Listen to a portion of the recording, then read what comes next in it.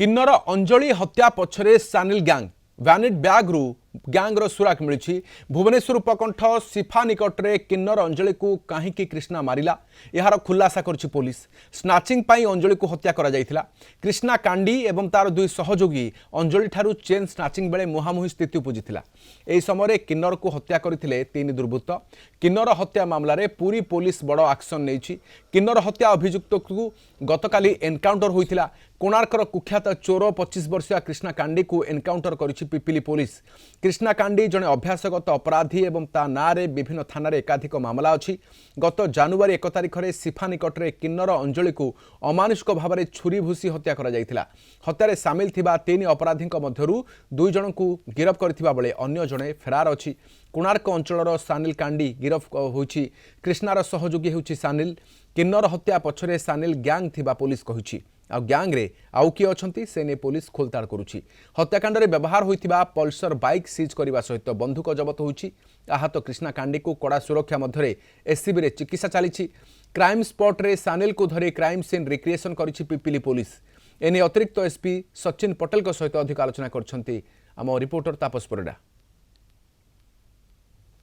पिपिली सिफा निकट रे होइतिबा किन्नर हत्याकांड रो खुलासा भैनिट बैग रु मिलिला हत्याकारी को सुराक आउ हत्याकारी को चेज करुथिबा बेले पुलिस करिछि जणे विभत्स जे कि हत्याकांड घटाइतिबा मुख्य खलनायक कृष्णा कांडी को एनकाउंटर परे परे तार सहयोगी मध्य धरा पड़िछि। तबे केमिति मिलितिला एक भैनिट रु मर्डर केस रो सुराक आम सहित सूचना देबा पई अछंती पूरी अतिरिक्त एसपी सचिन पटेल सर ये गोटे भैनिट रु जो कि मर्डर प्लॉट ठू 3 किलोमीटर दूर थिला केमिति हत्याकारी को धराइबारे सफल हैला।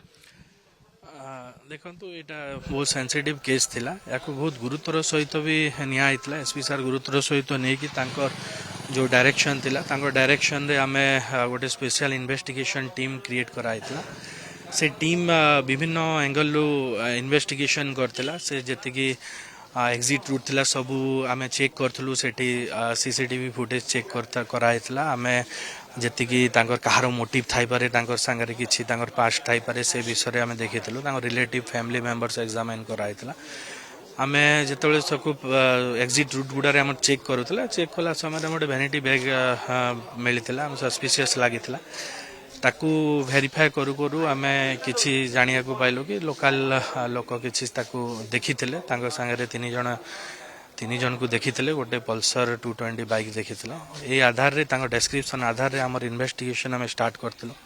आमे सब रूट रे सीसीटीवी गुडा चेक करथिलो। सीसीटीवी चेक कला परे आमे तांको डिटेल्स पाइला परे तापरे सीसीटीवी रु आमे लोकल इंक्वायरी करी कि तांको डिटेल्स मिलितला। डिटेल्स मिलला परे आमे तांको एप्रिहेंड करिया पे चेष्टा कलु। जनकू आमे एप्रिहेंड करथलो। जनक संगरे एप्रिहेंड कला बेले से इंजरी सस्टेन करथिले और तांको ट्रीटमेंट भी चलछि। सर गोटे भैनिट बैग काहे कि हत्याकारी लुटिबा पई उद्देश्य करथिले ए पछरो कोन कारण थिला? हत्या पछरो कारण लूट थिला ना हत्या किछि अलगा किछि कारण पई होथिला?